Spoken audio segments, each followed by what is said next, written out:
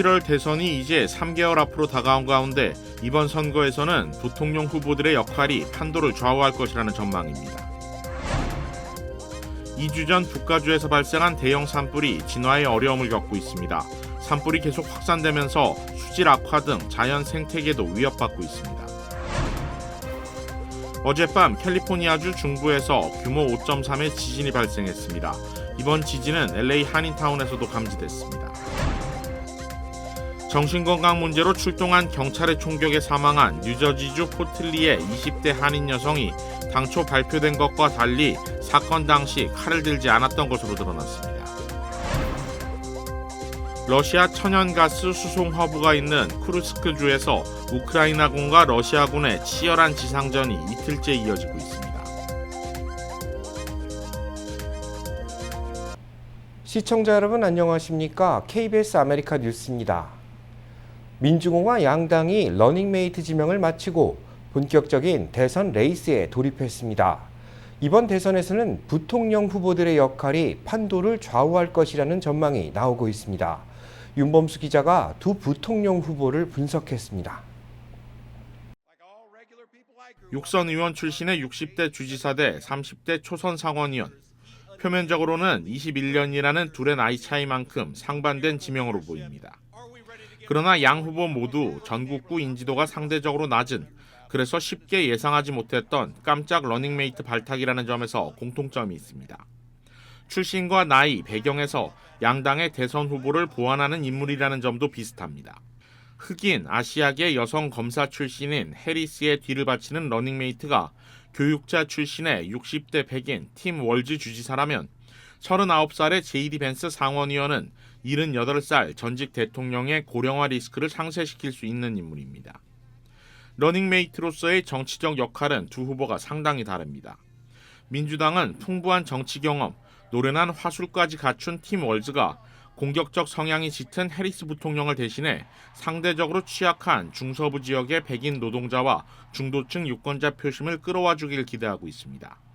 반면 공화당의 제이디 벤스 부통령 후보는 트럼프 전 대통령의 정치 이념인 미국을 다시 위대하게, 이른바 마가의 후계자를 자처하고 있습니다.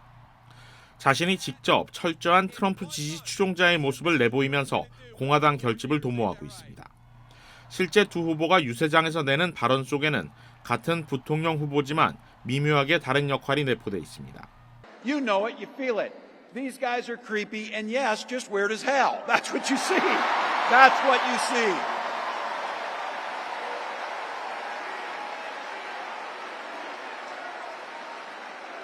So you know what's out there, so say it with me. We aren't going back. We aren't going back. Donald Trump accepted our own party's nomination with overwhelming support. We held the most successful convention in history. He took a bullet for this country and didn't miss a single day of work. Now, he did that in 1 month.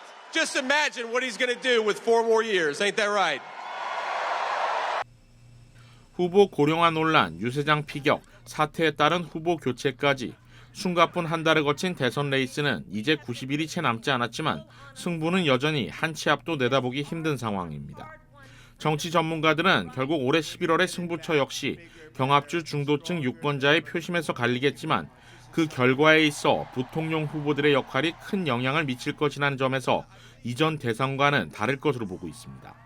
KBS 뉴스 윤범수입니다. 2주 전 북가주에서 발생한 대형 산불이 여전히 진화에 큰 어려움을 겪고 있는 것으로 확인됐습니다. 캘리포니아주 역사상 4번째 큰 규모로 기록된 파크 산불이 여전히 진화에 어려움을 겪고 있는 것으로 전해졌습니다. 지금까지 42만 2,924에이커를 집어삼켰는데 진화율은 34%에 머물고 있기 때문입니다. 산불이 점차 확산되면서 자연 생태계도 위협받고 있습니다. 치누크연어 서식지로 알려진 계곡까지 산불 영향이 미친 것인데 수질 악화로 집단 폐사가 우려되고 있는 상황으로 전해졌습니다. 생물학자들은 파크 산불의 영향으로 자연 생태계가 크게 위협받고 있다면서 신속한 진화를 촉구했습니다. 캘리포니아주 소방당국은 가용한 병력을 총동원해 진화에 나서고 있지만 연일 이어지고 있는 고온 건조한 날씨로 진화에 오랜 시일이 걸릴 거라는 전망을 내놨습니다. 어젯밤 캘리포니아주 중부에서 규모 5.3 지진이 발생했습니다. 이번 지진은 LA 한인타운에서도 감지됐습니다. 지질조사국은 어제 오후 9시 9분쯤 캘리포니아주 베이커스필드에서 규모 5.3의 지진이 발생했다고 밝혔습니다. 진원 깊이는 11.7km 정도로 관측됐는데 1시간여 만에 규모 2.5에서 4.5 사이의 여진이 60여 차례 발생한 것으로 보고됐습니다. 지진으로 인한 진동은 LA 다운타운과 한인타운에서도 감지됐지만 오렌지 카운티 등 남부 지역에서는 크게 느껴지지 않았습니다. 소방당국은 이번 지진으로 보고된 인명과 재산 피해는 없다고 밝혔습니다. 그러나 언제나 큰 지진이 발생할 수 있다면서 충분한 비상식량과 물을 구비해둘 것을 권고했습니다.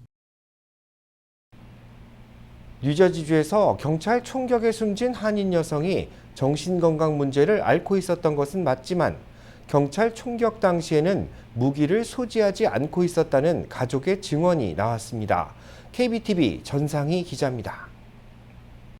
이 씨의 어머니는 미주 한국일보와의 인터뷰를 통해 이 씨는 조울증을 겪고 있었고 그날 밤 딸이 소리를 지르는 등 불안 증세를 보이자 이 씨의 오빠가 911에 전화해 구급차를 불러달라고 부탁했다고 밝혔습니다.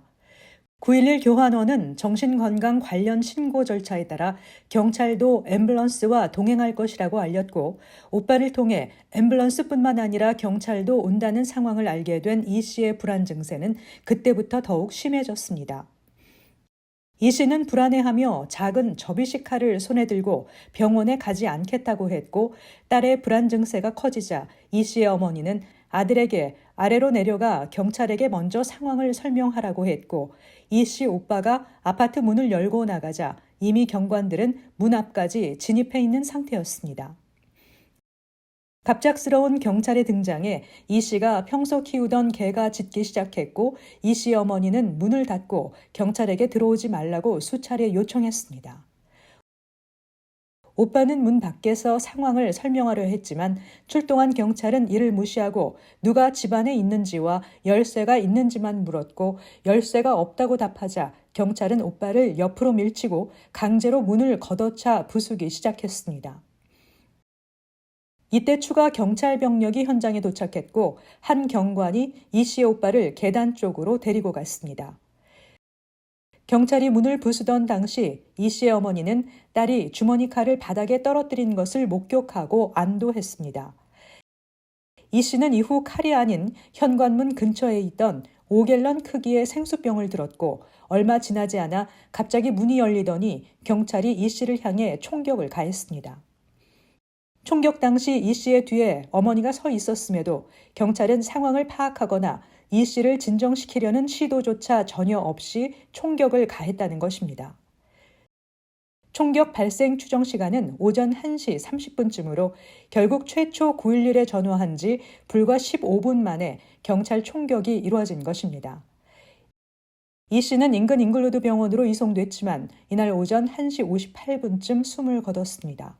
앞으로 진행될 수사 결과와 그에 따른 조치가 주목되고 있습니다. KBTV 뉴스 전상입니다. LA시가 오는 11월부터 버스 전용 차선 단속을 강화할 계획이라고 밝혔습니다. LA교통국은 버스 전용 차선을 침범한 주정차 차량을 단속하는 무인 카메라가 메트로버스에 설치되고 있다고 밝혔습니다. 이 카메라는 주정차 위반 차량의 정보를 촬영해 교통국에 전송하며 교통국은 차량 등록지로 벌금 납부 고지서를 발송합니다. 벌금은 첫 단속 적발 시 $293, 두 번째 적발 시 $406로 정해졌습니다. 앞서 교통국은 60일간 시범 운영을 마친 뒤 오는 11월부터 시행에 돌입할 계획이라고 밝혔습니다. 교통국은 첨단 단속 장비 도입으로 버스 차선을 가로막는 불법 주정차 차량에 대한 문제가 해소될 것으로 기대하고 있습니다. 캘리포니아주 패스트푸드 종사자들의 시간당 최저임금이 $20로 인상되면서 음식 가격이 줄줄이 오르고 있는 것으로 조사됐습니다. 고용정책연구원이 캘리포니아주에 소재한 180여 개의 프랜차이즈 레스토랑을 조사한 결과 전체 응답자의 98%가 음식 가격을 인상해 높아진 임금에 대응하고 있다는 답변을 내놨습니다. 결국 높아진 임금을 지불하기 위해 소비자들에게 더 높은 가격을 받고 있는 겁니다. 일부 프랜차이즈 매장들은 높아진 임금에 대응하기 위해 감원에 나서거나 근무 시간을 단축했고 키오스크를 도입한 경우도 있었습니다. 높아진 임금은 결국 소비자들의 불편과 부담으로 이어지고 있지만 캘리포니아 주정부는 오히려 일자리 창출 효과가 따르고 있다는 입장입니다. 반면 캘리포니아주에 본사를 둔 프랜차이즈 업체들은 점포 수를 줄이고 타주로의 진출을 확대할 계획을 세우고 있는 것으로 조사됐습니다. 영국에서는 반이민 폭력 시위가 격화되고 있습니다. 어린이 3명이 숨진 흉기 난동 사건 이후 촉발된 것으로 전해졌습니다. 보도에 송락규 기자입니다. 경찰을 향해 돌을 던지고 전복된 차량에 불을 지르는가 하면 때를 지어 상점을 약탈하기까지 합니다. 최근 일주일 새 영국 전역에서 벌어지고 있는 반이민 폭력 시위입니다. 시위는 지난달 말 영국 북서부 사우스포트의 한 댄스 교실에서 어린이 3명이 숨진 흉기 난동 사건 피의자가 무슬림 망명 신청자라는 허위 정보가 퍼지면서 촉발됐습니다. 현지 시각 어제 저녁에도 반이민 시위대가 이민센터 등 30여 곳을 공격할 거란 첩보가 입수돼 경찰력이 대거 투입됐습니다. 지역 주민들의 불안감은 커지고 있습니다. It breaks my heart. It makes me feel sad. That's how it makes me feel. I have a daughter, she's mixed race. So obviously, it's difficult for her as well. 이들 시위대를 반대하는 맞불 집회도 같은 장소에서 열리면서 양측의 충돌 가능성까지 커진 상황. 일부 상점은 나무판을 덧대 문을 닫는 등 폭력 행위에 대비하고 있습니다. 영국 정부는 이번 시위를 불법 폭력 행위로 규정하고 강경 대응 방침을 연일 강조하고 있습니다. The full force of the law will be visited on all those who are identified as having taken part in these activities. 지금까지 400명 넘게 체포돼 약 100명이 기소된 가운데 일부 시위 가담자에 대해선 테러 혐의를 적용하는 방안까지 검토 중입니다. 영국 정부는 폭력 시위 배후에 신나치주의자가 주도하는 극우 단체가 있으며 이들이 틱톡 등 SNS를 통해 생중계하면서 이번 사태를 더욱 악화시켰다고 보고 있습니다. 파리에서 KBS 뉴스 송락규입니다. 러시아 본토에서 우크라이나군의 공세가 이어지고 있습니다. 전쟁 발발 이후 러시아 본토에서 벌어진 최대 규모의 전투로 전해졌습니다. 보도에 조빈나 기자입니다. 우크라이나와 국경을 맞댄 러시아 남서부의 쿠르스크주, 천연가스 수송 허브가 있는 곳입니다. 소개령이 내려져 텅 빈 도시에는 폭격으로 파괴된 건물 잔해들만 나뒹굴고 있습니다. 러시아 국방부는 최대 1,000명의 우크라이나군이 현지 시각 6일 새벽 쿠르스크주 수드자 지역을 점령하기 위해 공격을 시도했다고 밝혔습니다. 우크라이나군이 미사일과 드론 공격에 이어 전차와 장갑차를 앞세운 지상전을 전개했다는 겁니다. 이틀째 이어진 공격에 쿠르스크주에는 비상사태가 선포됐고 주민 수천 명이 대피한 상태입니다.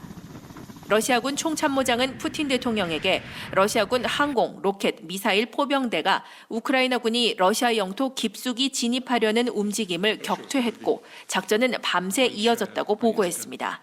Киевский режим предпринял очередную масштабную провокацию, ведет неизбирательную стрельбу из разных видов оружия, в том числе ракетного, по гражданским зданиям, жилым домам, машинам скорой помощи. 외신들은 이번 충돌이 개전 이후 러시아 본토에서 벌어진 최대 규모 지상전 중 하나라고 평가했습니다. 우크라이나는 이번 공격에 대한 공식 입장을 내진 않고 있습니다. 미국 백악관은 우크라이나군의 러시아 본토 공격을 사전에 알지 못했다고 밝혔습니다. 미국은 우크라이나가 자국 방어에 한해 미국산 무기를 사용해 러시아 본토 공격을 제한적으로 허용한 바 있습니다. 베를린에서 KBS 뉴스 조빈나입니다. 아시아나항공이 다음 달부터 샌프란시스코와 인천을 오가는 항공편을 증편한다고 밝혔습니다. 아시아나항공 미주지역본부는 다음 달 28일부터 샌프란시스코와 인천을 잇는 항공편을 주 7회에서 주 10회로 증편한다고 밝혔습니다. 주간에 운행되는 항공편을 늘려 모국 방문객들의 편의를 증진한다는 계획입니다. 아시아나항공은 이번 증편을 기념해 오는 23일까지 특가 항공권을 판매하고 있다고 전했습니다. 증편 기념 특가 항공권의 최저가는 991달러로 아시아나항공 홈페이지를 통해 판매되고 있으며 이 항공권은 다가오는 11월 1일부터 내년 3월 29일 사이 샌프란시스코를 출발하는 항공편 중 215편과 216편에만 적용됩니다. 야마바 리조트가 넷플릭스 오리지널 오징어 게임을 주제로 만든 새로운 기기를 도입했다고 밝혔습니다. 야마바 리조트는 넷플릭스 오리지널 시리즈 오징어 게임의 인기에 힘입어 이를 주제로 만든 새로운 게임을 세계 최초로 도입했다고 밝혔습니다. 야마바 리조트의 오징어 게임 기기는 무궁화 꽃이 피었습니다와 줄다리기 등 한국의 전통 놀이를 테마로 제작됐고 게임 화면에 한국어가 나오는 것이 특징입니다. 한편 야마바 리조트는 K 콘텐츠의 인기에 힘입어 앞으로도 한국과 관련된 다양한 게임을 선보일 계획이라고 전했습니다.